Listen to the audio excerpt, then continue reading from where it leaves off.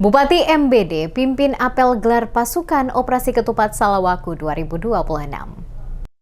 Bupati Maluku Barat Daya MBD Benyamin Thomas Noah memimpin apel gelar pasukan Operasi Ketupat Salawaku 2026 yang digelar di lapangan apel Polres Tiakur pada Kamis 12 Maret. Apel tersebut menandai kesiapan personel dalam mengamankan perayaan Idul Fitri 1447 Hijriah serta memastikan arus mudik dan balik berjalan aman dan lancar. Dalam kegiatan tersebut, Bupati Benyamin Thomas Noah bertindak sebagai inspektur apel dan didampingi Kapolres Maluku Barat Daya Budi Suryawardana. Apel ini merupakan bagian dari operasi kepolisian terpusat dengan sandi Operasi Ketupat Salawaku 2026.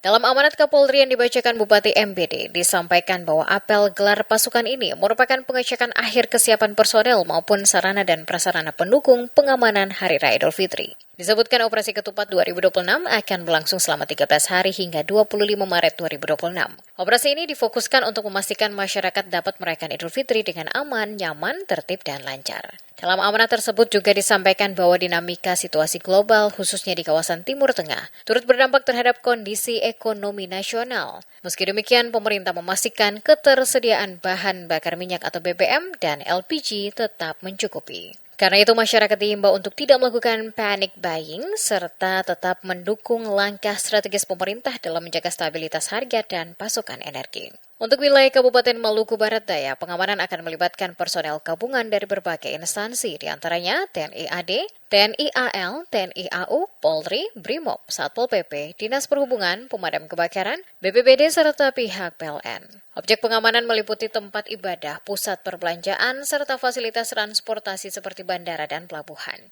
Bupati MBD juga menegaskan bahwa keberhasilan operasi ini merupakan tanggung jawab bersama seluruh pihak yang terlibat. Apel gelar pasukan tersebut turut dihadiri unsur Forum Koordinasi Pimpinan Daerah Forkopimda Kabupaten Maluku Barat Daya. Di antaranya Dandim 1511 Pulau Moa, Kepala Kejaksaan Negeri MBD, Ketua DPRD MBD, serta pimpinan instansi terkait lainnya.